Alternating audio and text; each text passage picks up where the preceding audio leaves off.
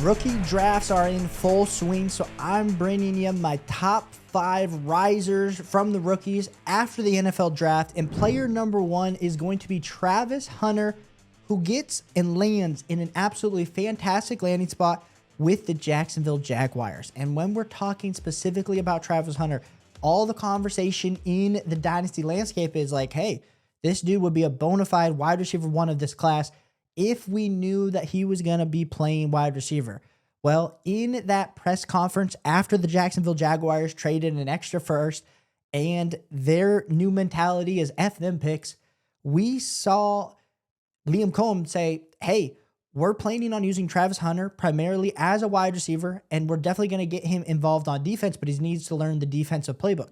Now, why is that exciting for us as Dynasty managers? Because all of a sudden we have Travis Hunter looking like he's going to be getting at least 75 to 80% of his snaps at the wide receiver position in an offense that has lost a ton.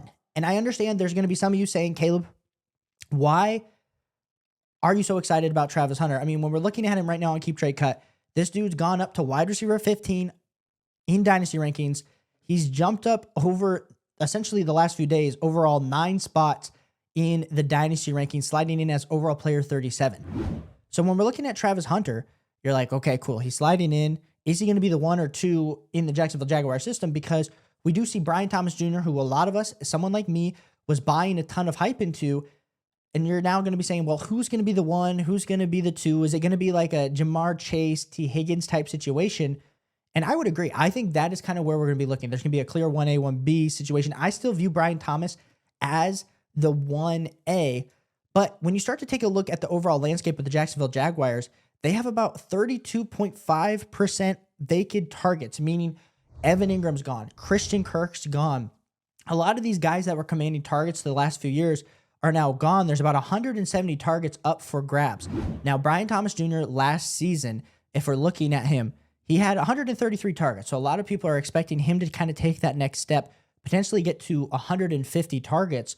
But even if Brian Thomas Jr., let's take, gets more of the target share than what he just had this last year, where he had a 25.5% target share, let's say he gets maybe up to 26, 27, gets more in the alpha level territory, we're still going to be leaving enough targets on the bone for Travis Hunter to potentially get 115 to 130 targets as a rookie level wide receiver, which is only going to propel Travis Hunter, who, if he was a wide receiver, if we were basing his prospect profile off being a wide receiver, we're having him in the same conversation as a guy like a Malik Neighbors last season. Travis Hunter, if we're looking at his overall profile on Player Profiler, 4.39 40-yard dash time, had a 99.8 speed score, put him in the 72nd percentile, but college dominant rating was in the 80th, had a 19.4 breakout age. We're super excited to see Travis Hunter. Of course, we had the Heisman campaign and everything like that, but Travis Hunter, that if he's playing primarily wide receiver, I understand the concerns, a little bit of the worry, but we're already seeing him starting to rise up draft boards. And if you are sitting there at the 102, if you're sitting there at the 103, Travis Hunter 100% needs to be in conversations. And that's been something that I've been debating right now in the Dynasty streets. Is, am I taking Omarion Hampton? Am I taking a guy like a Travis Hunter? And that brings me to our second player that is rising up draft boards right now. It's going to be Omarion Hampton for the Chargers. And landing in this first round for the Chargers makes us excited because we understand Jim Harbaugh loves to run the ball. And landing in a Roman offense, I think we're going to see Omarion Hampton used exquisitely. Now, the question that is going to arise for us that are looking at Omarion Hampton is, when is he going to overall overtake a guy like a Najee Harris? And I agree.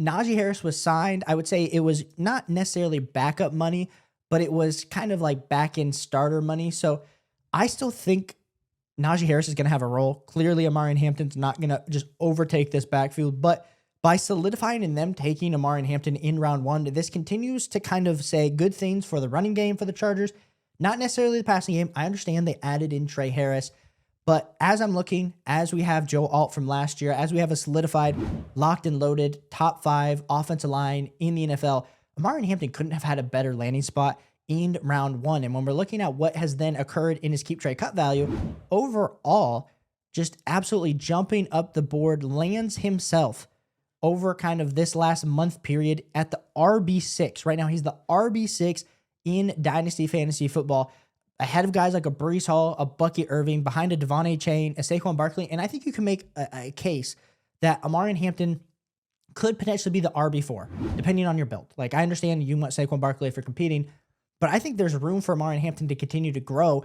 And especially if you're at that 102, I think that's where a lot of us, and this is where I wanted to talk about Travis Hunter and Omarion Hampton, is who am I going to be selecting? Because, of course, we understand maybe a little bit more longevity there at the wide receiver position.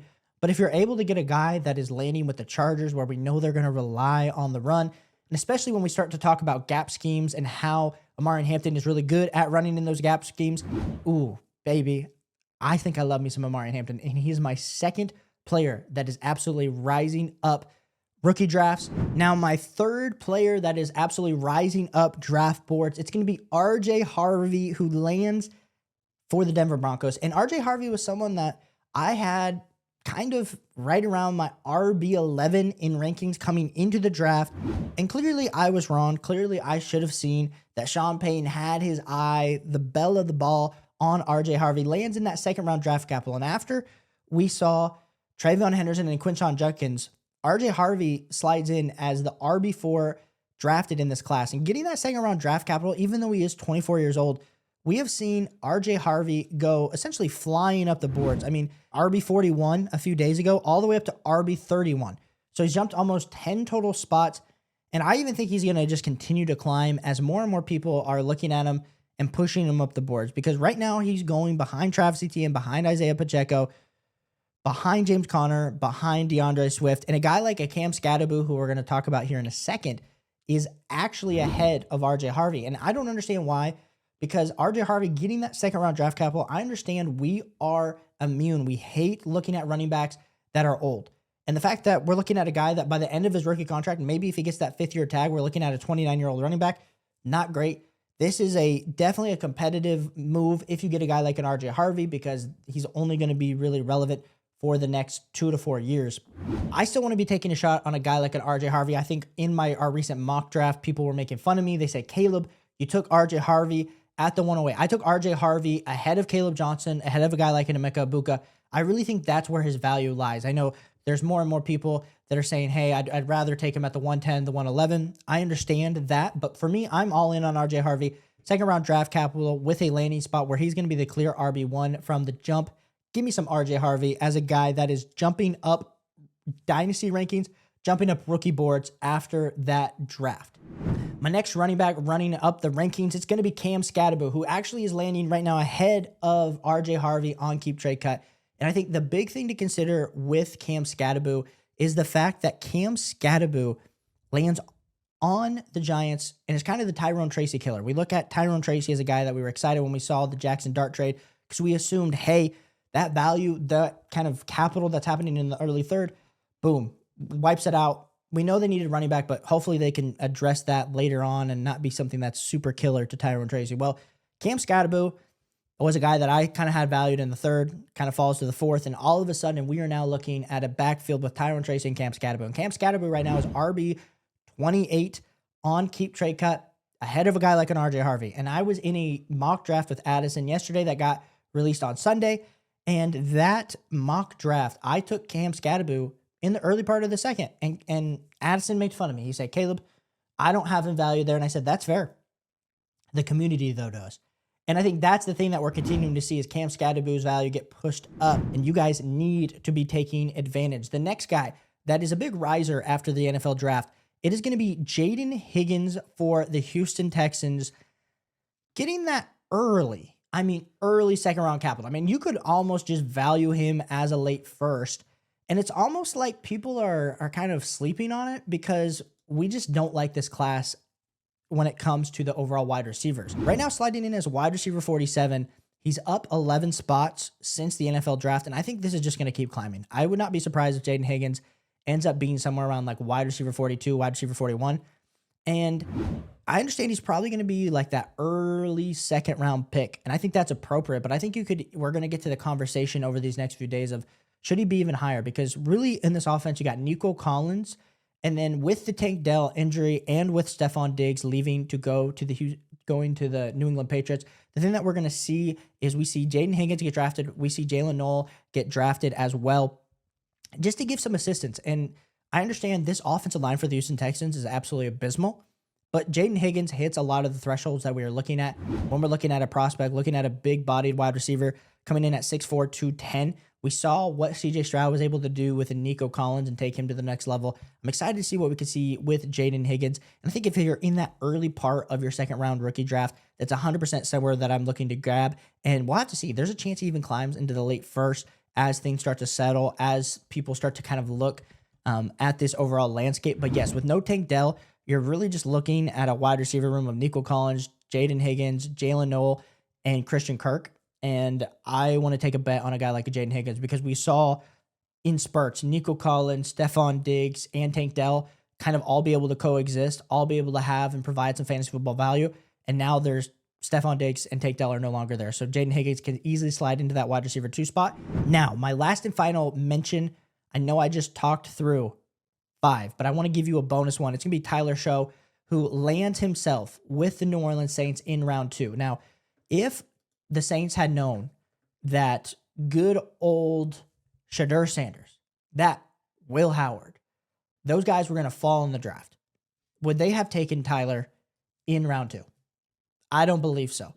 But he's also, I don't love him as a prospect, guys. I'll be completely honest, but the draft capital tells me enough. Round 2, pick 8. He's 25 years old, so he's an older level prospect. Man, Kellen Moore said, that's my guy. And Kellen Moore and the team drafted him. So we'll have to see where he actually lands up. But right now he's QB 32, overall player 213. And he definitely got a bump in his overall value. Like we said, he was like QB 48 and now he's up to QB 32. But the thing with a guy like him or even a Jalen Milroe, these type of QBs, if they for any reason were going to have the ability to start, you would easily be able to flip them for the same level value, if not more, just depending on the circumstance. Now, the New Orleans Saints QB situation has been an absolute dumpster fire. We've all been feeling for Chris Olave. I think Tyler's got a real shot. And as somebody that is rising up rankings, if I'm in the back end of the second, I've even seen him fall to like the early third. That's 100% of value that I want to take just because I just think the draft capital says enough that you do have to take a shot, even if you don't feel willing to. In that back end of the second, I think that's an appropriate level of value, but we're going to easily see his value continue to rise as more people kind of look at a lot of these fallers, these running backs that got drafted in the 4th, 5th, or 6th round, or taking a QB that got early second round draft capital. I think that's going to be kind of the decision that you're going to have to make in your dynasty rookie drafts, and I think he's definitely rising up in value. So go take a shot on Tyler Shough. And now I appreciate all y'all for tuning in to the channel. If you haven't already, hit me a like. Helps me out so much. Hit a subscribe as we are on the way to 20,000 subscribers here on the DLF YouTube channel. Appreciate you guys for tuning in, and I'll catch you guys on the next one. Peace.